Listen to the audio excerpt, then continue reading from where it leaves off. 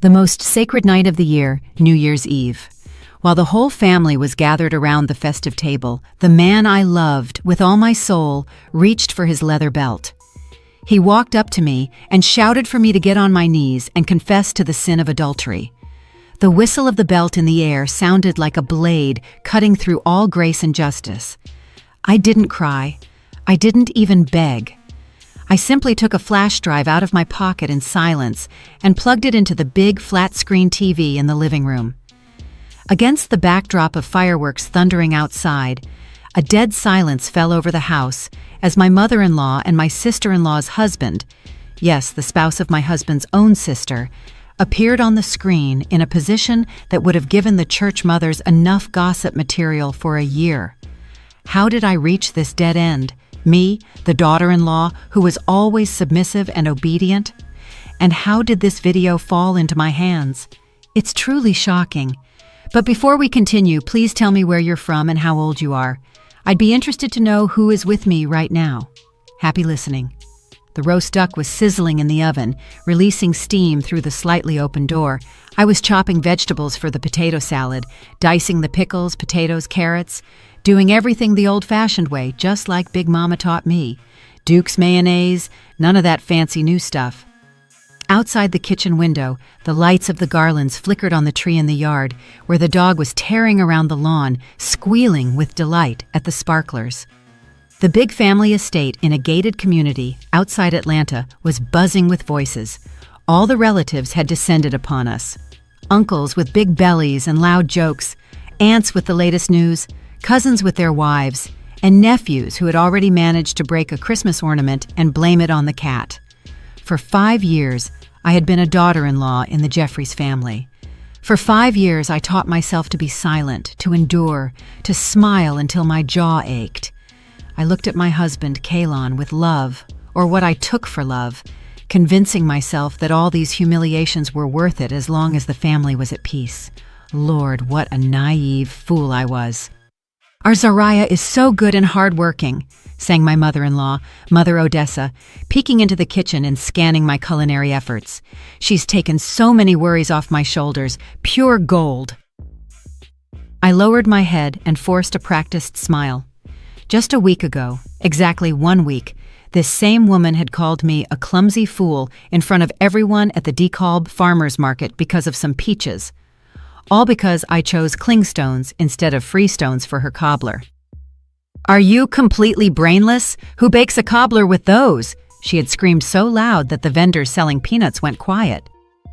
But now it was a holiday with guests. We had to demonstrate the image of a model family.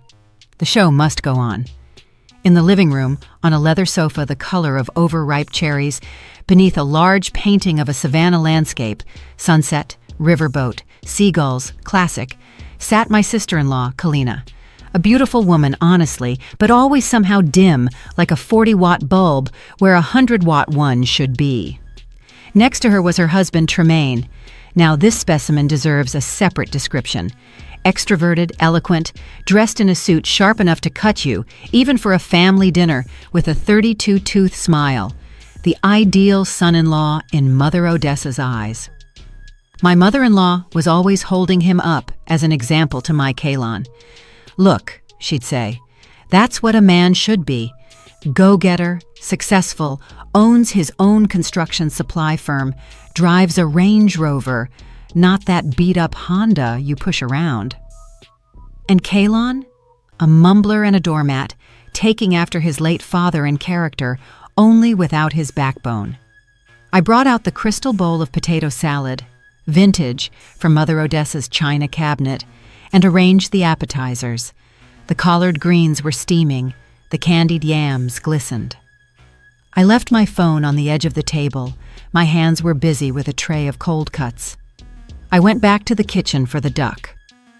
A notification chimed. A standard sound, 1 of 100 a day. I didn't pay it any mind. When I returned with the platter, the duck turned out golden, roasted with apples and herbs. Kalon was already holding my phone. His face, which a second ago had been good-natured, festive, and flushed from the first drink, had turned to stone. His smile vanished as if someone had flipped a switch and cut the lights in the room.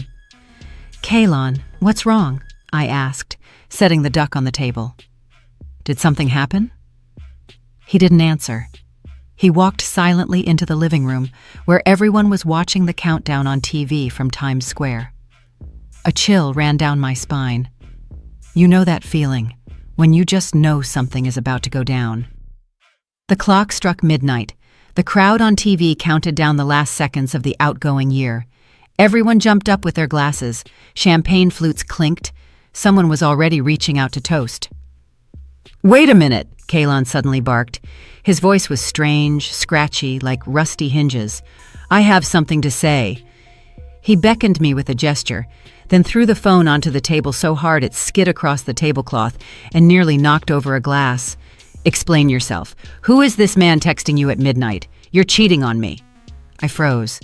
My brain refused to process what was happening. On the screen, a message from my boss, Mr. Sterling, was glowing. "Zariah, wishing you and your family a happy new year. All the best." It was a work chat in Telegram, a corporate mass text. He sent the same thing to all employees, including the 60-year-old accountant, Ms. Hattie. "Kalon, that's my boss," I squeezed out, feeling the blood drain from my face. "He just sent holiday greetings. He wrote that to all of us. You can check the general chat." What kind of boss writes to a married woman on New Year's night? Mother Odessa materialized beside him as if she'd grown out of the ground. Her eyes were narrowed, her voice cutting like a sharpened knife. "I knew from your face right away that you couldn't be trusted. You're one of those women who, even though they're married, run around on the side. Gutter trash." The room suddenly started to spin. Is this seriously happening on New Year's Eve in front of all the relatives? "Mama, I'm not surprised," Kalina added fuel to the fire, curling her lips into a smirk. "She thinks she's some kind of beauty queen. It's normal that men swarm around her. Poor brother Kalon. I bet his head is heavy from the horn she put on him." I looked at my husband with pleading eyes, searching for even a drop of common sense. "Kalon, you know me. We've been together for 5 years.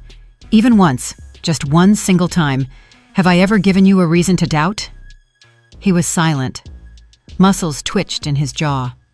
Then he turned and walked to the corner of the room where an old leather belt hung on the wall, his grandfather's, with a metal buckle darkened by time. In this family, it was something like a sacred relic. It was used to discipline those who messed up. Kalon had been whipped with it in childhood. He'd told me himself once when he was drunk. And now, he took that belt off the wall.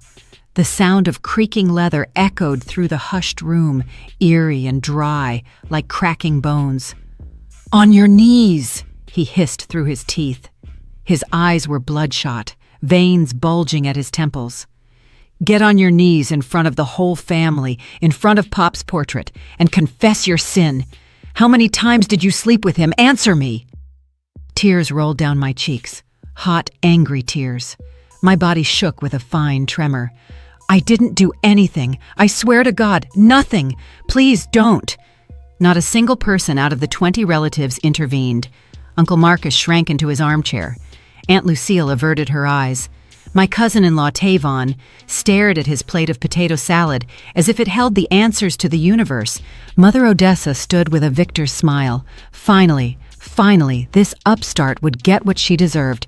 The children went quiet, not understanding what was happening.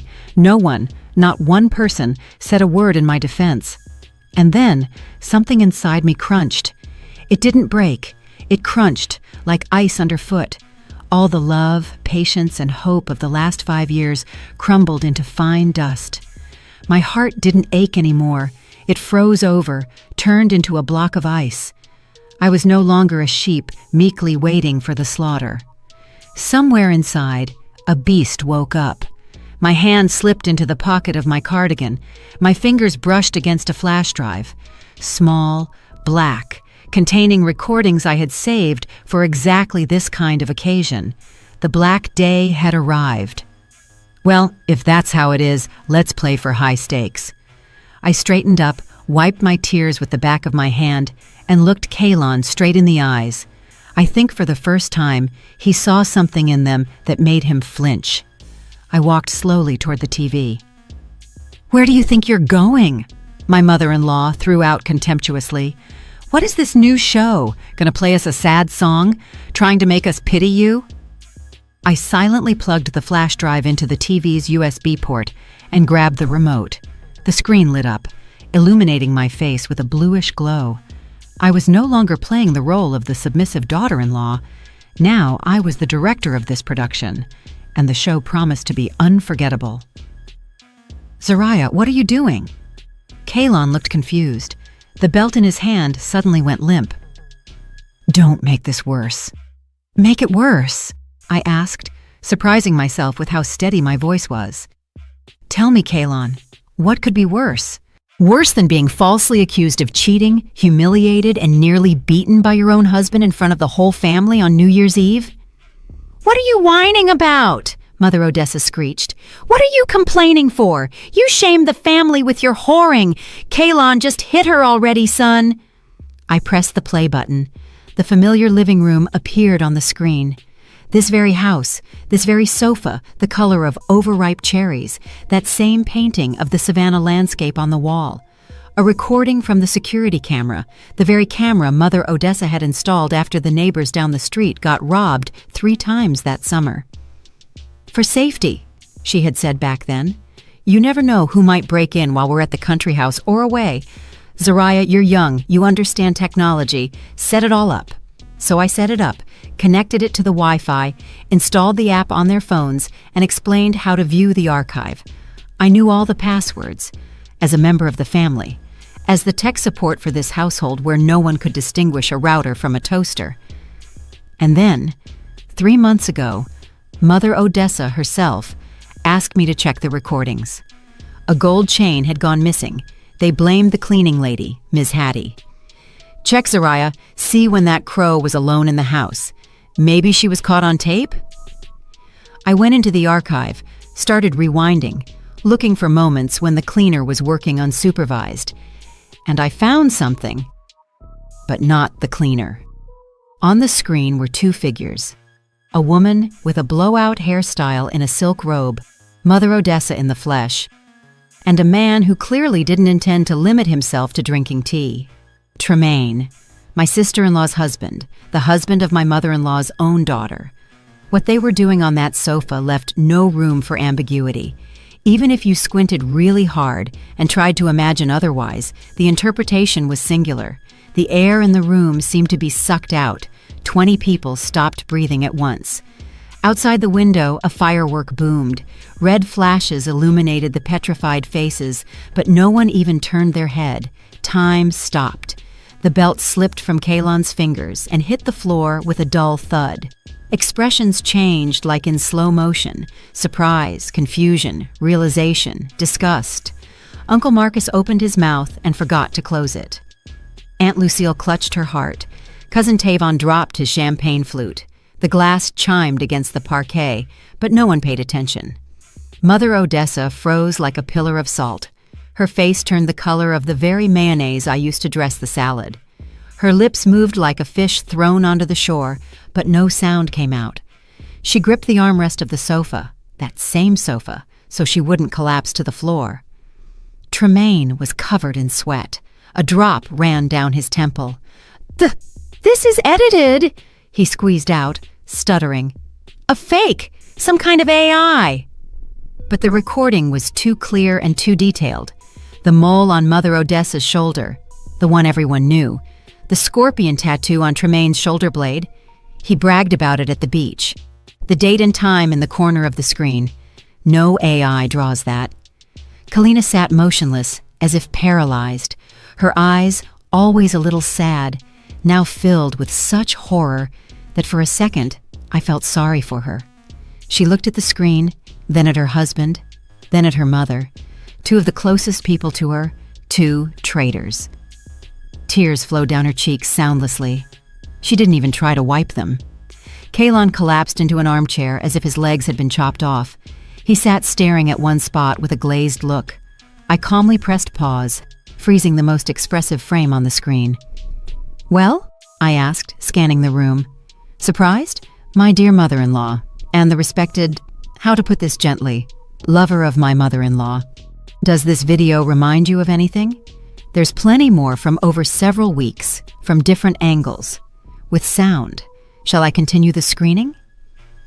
Mother Odessa made a sound, something between a howl and a growl. You were watching. I almost laughed. It's your camera, Mother Odessa, your security system that you asked me to set up yourself, and you asked me to check the recordings when your chain went missing. Remember? I was looking for when the cleaning lady was alone in the house, and I found this. My mother-in-law grabbed a crystal vase from the table, that same vintage one, and swung it. I'll smash this damn TV and I'll smash you, you wretched girl. But Kalina intercepted her hand. For the first time, I saw my sister-in-law dare to cross her mother. Enough, Mama. Her voice trembled, but there was steel in it. Enough already. How much more?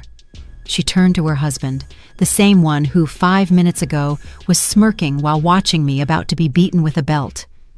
Tremaine, how could you? With my mother. Tremaine flopped onto his knees right in the middle of the living room in his expensive suit and crawled toward his wife, grabbing her legs. Kaylee, baby, sunshine, she seduced me. Your mother, I'm a victim. She threw herself at me. I couldn't refuse. She threatened me. Mother Odessa howled. Me? I'm the victim. Oh, you lousy dog. You were the one dragging yourself over here every day when Kalina went out of town. You told me your wife was like a cold fish in bed, that you only felt like a man with me. And now you're making me the scapegoat? They screamed at each other, spraying spit, spilling all the dirt they had accumulated. The relatives sat with their mouths open. Free theater. They don't show this kind of drama on TV. It turned out their affair had lasted almost 2 years. It turned out Tremaine got a contract with the city administration through Mother Odessa. She pulled some old strings of her late husband. It turned out they were planning... Well, it doesn't matter.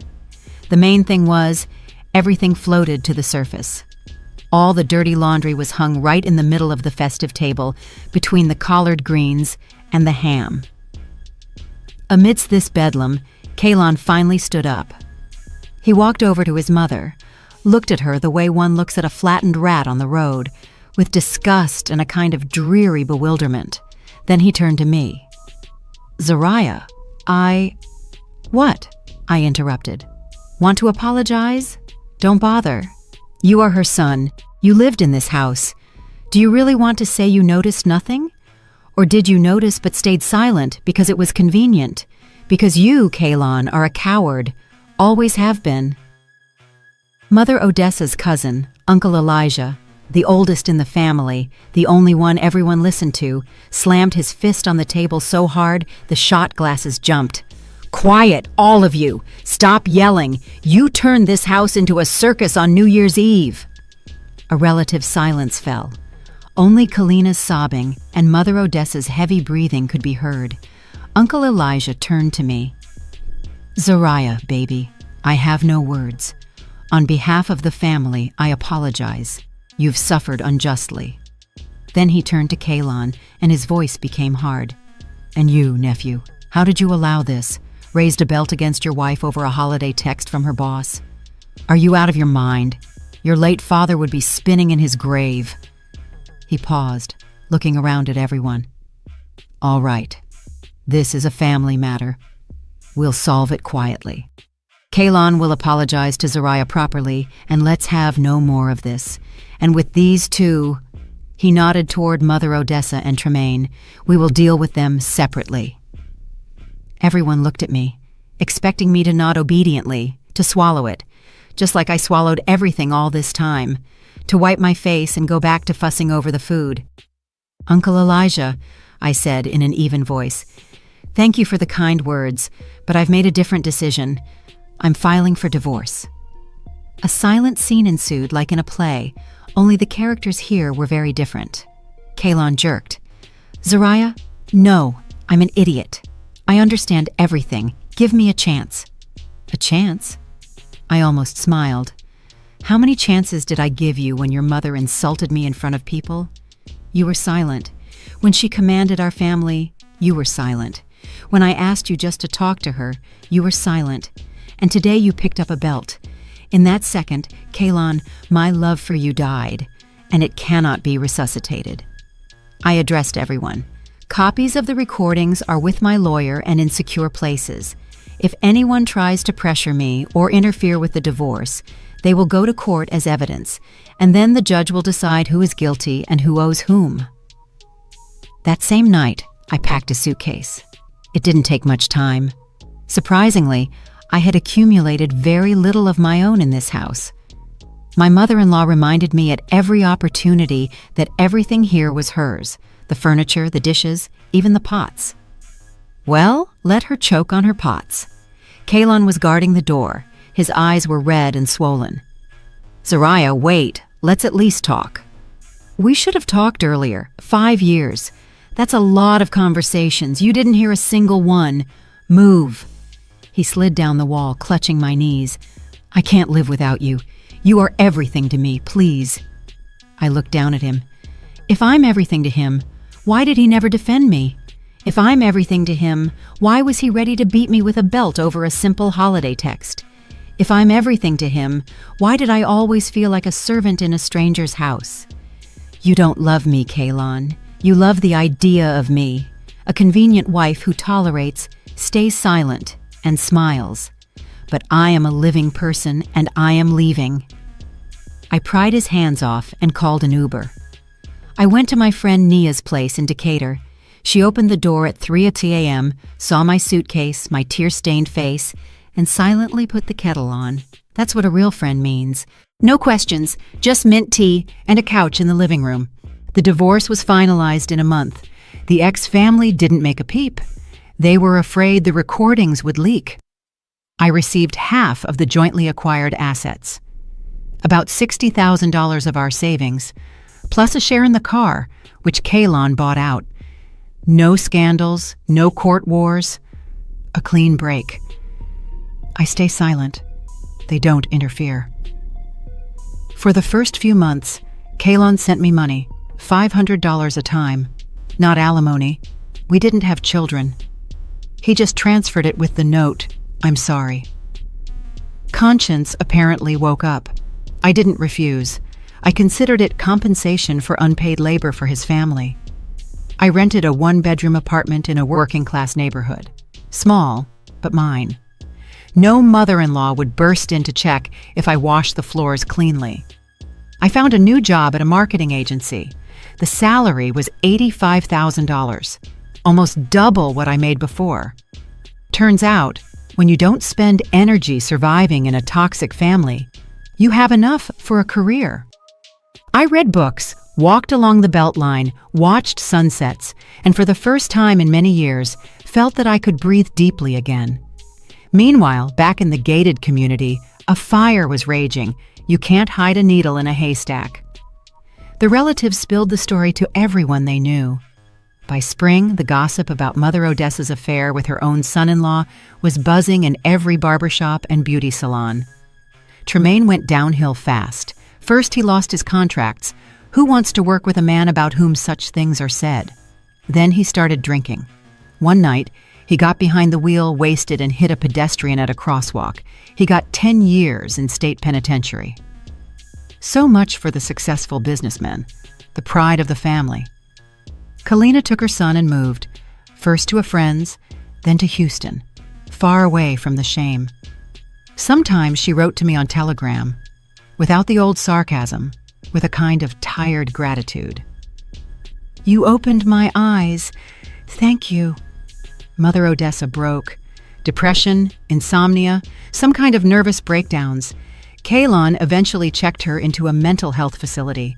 The queen of the family, the terror of daughters-in-law, now sat in a hospital gown, staring out the window with empty eyes. And Kaylon remained alone in the huge empty house. He sold part of the land to pay for his mother's treatment. He called me constantly. I blocked the number. He wrote on social media. I added him to the blacklist. But there was one thing I still didn't forgive him for, not the cheating accusation. What cheating, when neither I nor he had strayed? Nor the belt, although there's a separate tab for that. I didn't forgive 5 years of silence, 5 years of cowardice, 5 years when he chose his mommy over his wife. And I came up with a way to put a period at the end of the sentence. His late father had a friend, Mr. Otis, a former engineer, a decent old man of the type who still remembers what honor means. I found him through acquaintances, called him, told him the whole story, and sent the video. He was silent on the phone for a long time, then said dully, "Big Kalon wouldn't have survived this. Thank God he didn't live to see it." I asked him for one thing, to show the video to Kalon personally on the anniversary of his father's death. Let him look the truth in the eye and think about what his father would have said if he knew what the family had turned into. On that day, late autumn, cold, drizzling rain, Mr. Otis pulled Kalon aside after the memorial service and showed him the recordings on a tablet. That night, I got a call. "Zariah." The old man's voice was tired. "I did what you asked. Kalon." He cried.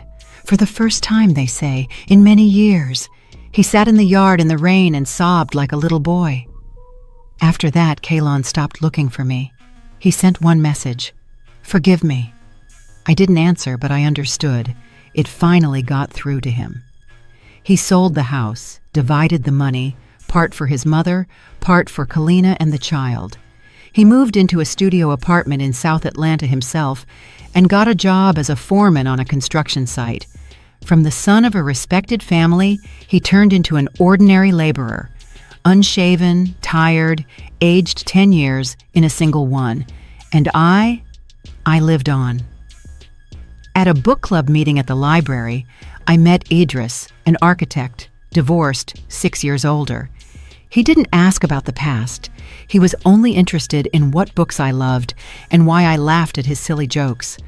We walked in Piedmont Park, drank coffee in a small shop in Little Five Points, talked for hours, and suddenly I realized that this is how it should be.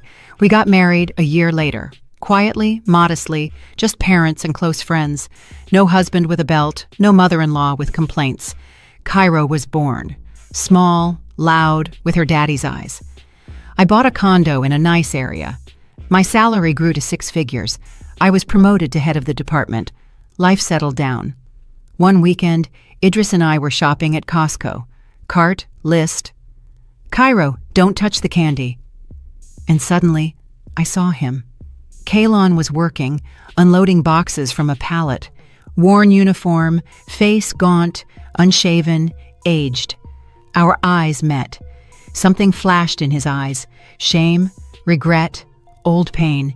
I nodded to him, just nodded, without malice, without triumph, and walked on, holding my husband's arm. The past remained behind. I was no longer a victim, nor was I an avenger. The revenge had burned out long ago. I was simply a happy woman with a family, a job, and a cat named Midnight. Yes, we got a cat. Once at the clinic, I ran into Kalina. I was bringing Cairo for a vaccination. My former sister-in-law was sitting in line with her son, thin, with dark circles under her eyes. "Zariah," she called out to me. We talked. Her life hadn't worked out. The man she met in Houston turned out to be even worse than Tremaine. She moved back to Atlanta, rents a small apartment, works as a manager in an online store for $45 grand a year. "Forgive me," she said, and tears stood in her eyes. "Back then on New Year's, I should have supported you, but God, what a fool I was." I gave her $500 for medicine for the child. She refused at first, pride, but then took it. "Thank you," she whispered as we parted. "Thank you for showing me, even from the very bottom, you can climb out." Sometimes at night, when my daughter is asleep and my husband is watching football, I sit by the window with a cup of tea and think about what happened, about the 5 years of humiliation, about the belt, about the video on the screen, about the faces of the relatives when the truth floated to the surface. Do I regret anything? No. Those years taught me the main thing. Never let anyone wipe their feet on you. Silence is not golden. Sometimes silence is complicity in your own destruction. To forgive does not mean to forget. To forgive means to let go. to stop dragging a suitcase of grievances around with you. I forgave them all, not for their sake, but for mine, so I could live on and not get stuck in that New Year's night forever. Now I have everything: a loving husband, a laughing daughter, a job I like, and a cat who thinks he owns the apartment. Small joys, Sunday pancakes, walks in the park, Cairo's drawings on the fridge have become my greatest wealth. After any storm, calm arrives. No matter how dark the tunnel seems, there is always light at the end. The main thing is to keep moving forward, not to stop, not to give up. And remember, you are never alone. And the belt? The belt remained lying on the floor that night. I hope they threw it away. Did you like the story, and which city are you listening from? Let's meet in the comments. If you liked the story, you can support me by sending a super thanks so I can keep bringing more stories like this. Thank you so much for your sweet support. I'm looking forward to your comments on the story. On the screen, you can see 2 new life stories that I highly recommend. There's so much more on my channel. Don't forget to subscribe. See you in the next life story with love and respect.